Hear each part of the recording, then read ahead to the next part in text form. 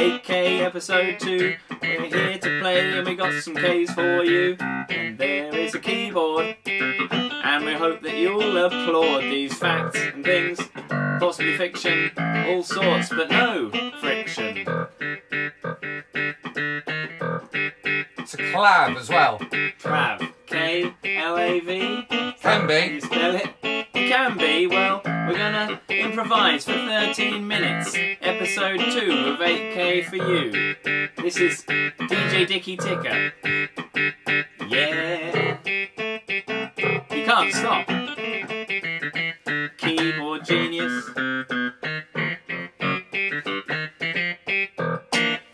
Cheers. There With it a is. K. With a K. Cheers. Cheers. Cheers. So, obviously, for those that don't know, this is Richard, DJ Dicky Ticker, Hello. which we're spelling with about 5 Ks. We Oh, think. as many as you like. 8 if we can. Yeah. And obviously you've improvised, but you've been our kind of medley music man, Yeah, Triple M, for a couple of years now. I have. Yeah, Yeah. Just before lockdown. Actually, Yeah, I started okay. doing it up here, Wow.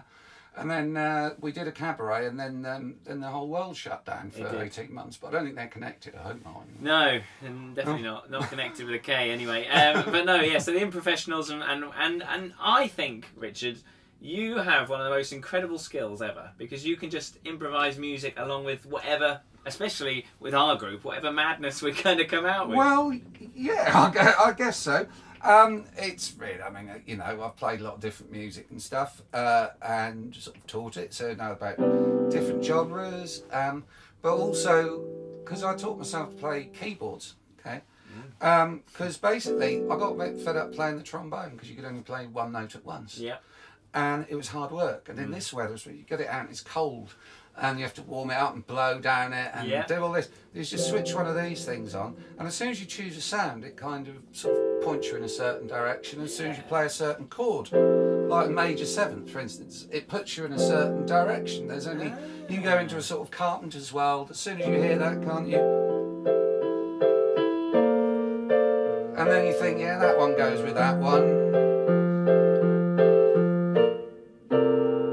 And then we're going to have a verse on me where we sing about being sad. And Tuesdays are the saddest day, worse than Wednesday. Over to you, Tom. What about Thursdays? Only 2 days to go. Friday, will cry days. Every day can be sad if you click the sad words before them. But when we get to the weekend, that's when things can turn. But perhaps they don't, because the sad chords return like the clouds across the sun, and it's Monday once again. And that's a very sad cycle.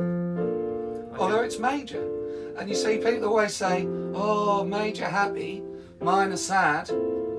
Not for the carpenters. People always say major look as well. I had a disagreement with Mary once about whether you could use a major chords or a minor chords and the effect that it had. It's a beer song that we never released because of that kind of confrontation. Well, you see, what we did there was, of course, we started off in the world of sunshine with these lovely open kind of major nights. And then what happened is, sort of, you know, in the sort of bridge section, or the sort of pre-chorus, as I believe they call it these days, we everything clouded over because we went to the relative minor, and then started doing a descending chromatic. A descending chromatic with a K. Yeah, it can be. Yeah, the Greeks originally did spell it with a K, actually, so that's a good one. And they've been using that chord sequence for 400 years now to represent death. And so you're going to instantly trigger people for going, hey, the sun's on, everything's good, and I'm in love with my girl, but she looked at my best friend in a special way. How quickly it turns. That's amazing. That really is quite something. It's an old trick. A song that's actually in copyright with a K, so I won't actually name it or play it. But it does it on the second chord, which is extremely cheeky. It starts off in F major and then goes, and then you know you're in. We know yeah, that. you're in for trouble as soon as Yeah. that second chord hits. So, I mean, it's so powerful. This is something I talk about on the radio a lot, that the emotion you can send through with your song, and it's very much you captured that emotion.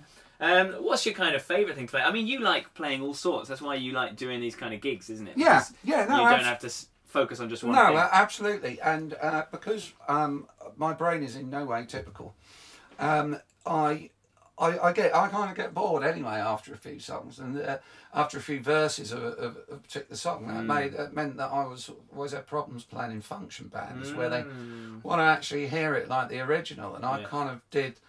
I was like, hey, let's see what experimenting this verse of a well-known ABBA song and like do it in the style of sort of Thelonious Monk or something, and that was great for me. Other band members sometimes not so much, and the audience, they're usually at the bar anyway. So it doesn't matter. But I'm a sort of bit of a gadfly, and I do sort of, and I go off on tangents. So when I'm playing one thing, and if you get sounds like harpsichord, for instance. Now, give me name a genre. So you with harpsichord. With harpsichord, well, I feel that's quite sadness. I mean, when I think of harpsichord, I think of Phantom of the Opera. That's what I think of. So we're talking kind of sort of like Gothic, aren't we? And sort of classical, sort of Baroque era. So you can do all of that sort of as soon as you go.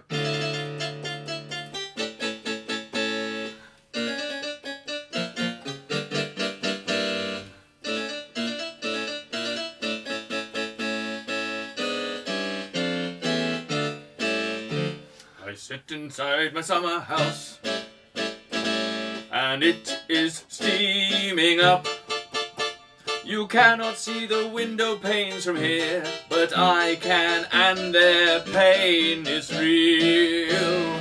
Do you feel the things that I feel with the keys? The harpsichord, it plays to my heart or mind. Where are my organs? I do not know, but this very organ can go fast or slow. Yeah. There you go. So there's that. There is that.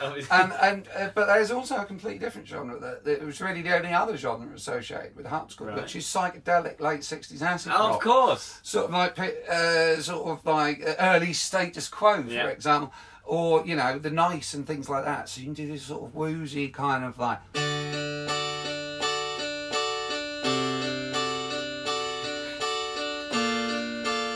Everything just makes me want to sing, that I feel that's a talent. I want to sing you a song, but I don't know what to sing about. I just saw the mist out of my mouth in this summer house. Summer house, it is cool.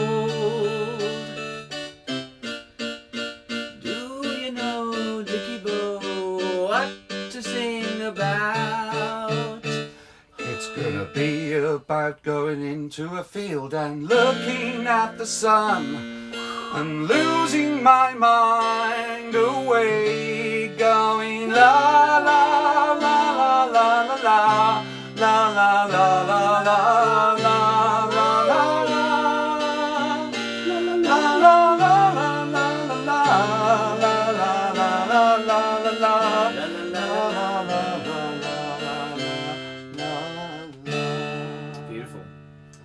We almost went into falsetto there, which is an unprofessional favourite, isn't it? It is actually, yeah. I was going to go up a key as well. There was also a moment of discordance. Now, discordance you could definitely spell with a K, and it's one of Mary's biggest peeves. Really? Yeah, she does not. And I sometimes foray into the discordant key. By mistake, perhaps. But are you familiar with Tim Minchin's song, where I think it's all in F major, and then the chorus is in F sharp? Oh, yeah. And he just sings that, and... Yeah, I love that. Yeah, I love that stuff. It's an interesting thing. I love that stuff. I mean, like honky tonk piano is discordant. It's an out of tune. But it still sounds fine. Why is that? It's because it fits the genre. If I was to sort of play sort of something that's not meant to be played on that sound, like.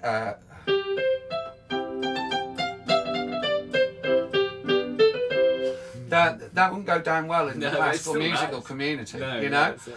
So, there is one still, I think. just about. But then I think that, you see, discord, no discords, no jazz. You got that note against that note, and then you put that one in the middle, and that's funk, that's jazz. It's all of those things, and then little like. That's discordance. That hitting two notes together there. Yeah. You only do it on the guitar. It's usually a mistake, isn't it? Yeah. On the keyboards, we style it out and we say I don't know if this is my untrained ears, but I mean, everything you're playing just sounds fantastic. That's how I feel about it. I'll come here again. Yeah. But I mean, that's part of it, isn't it? We obviously do our musicals with the Improfessionals, and the songs kind of come in and they help lead us. But what do you like most about kind of performing with other people? Well, what I like most about doing the improv stuff with other people is that it's an entity is created by all of us, and it takes on a life of its own. Yeah. And so it's not really a question of having to think. It's more happens. A question of having to go with it, and allowing yourself not to think, and to not feel frightened that, you know, sometimes I will fall on my keyboard, literally, or I'll be sort of picking up a mug of tea or something, and sometimes people will pick up on that and go, I'm now going to do a musical theatre song based on Dickie's mistake, Fumble. Dickie's Fumble. Good name for a musical, actually. Some that later. Get rid of that. Sometimes they'll just go, oh, well, he's just fallen on his keyboard again, silly sausage, and ignore it, and that's great. And so there's there's actually weirdly no pressure. Well, that's an amazing thing, isn't it? And I guess that's the premise of improv is yes-anding. You're kind of saying yes to things. So if it's Dickie's Fumble, if it's something that's wrong, you add to it and you grow with it, and then something amazing happens from it. We've had so many amazing nights of improv musicals, and and they're a blur, really, because I was completely in the moment, when we were doing it. And if you'd have asked me, it's a bit like my maths GCSE. If you'd have asked me 5 minutes later after it happened, what happened, I'd have absolutely no idea. It's like a car crash. It was in a good way. Get rid of those. I think we might be close to 30 minutes. I didn't start the timer until 7 minutes ago. So you're all right with that. Okay. We're here on YouTube, aren't we? But playful music from a Channel 4 documentary. We've taken over Hotel. Oh my God, it is. And it's got dry rot. And then it'll go. When you meet the eccentric owners. There's nothing wrong with this room. It's meant to look like that. It's part of the character with a K. It's got your grandmother in it, though. That's right. From the 1870s. She's sipping from the beams. Yeah, there you go. So that's what sound can. Celeste. That's the only thing that's ever used for. Yeah. Thank you very much. That's all right. That was awesome. For joining us. Obviously, 8K. I mean, part of the reason you were going to be there, you were going to be alongside all the improvisers, weren't you? And all the crazy fun that we got up to with 8K. We will do that one day. Yeah. When that happens, we don't know, but you're going to be involved. When the planets align. Yeah.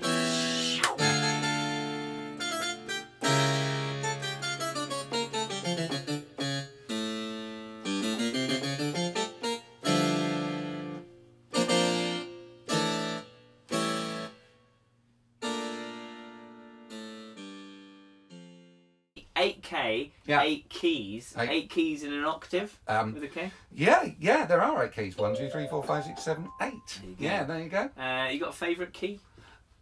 No, they're all the same to me. Well, actually, no, to be honest, C, because it's really easy. or all the black notes. Yeah, they're quite fun, aren't they? So kind of perhaps A flat minor or C major, really. I am marvelling in your magic. For sure. That's great. Thanks very much. No, I really appreciate it. Yes.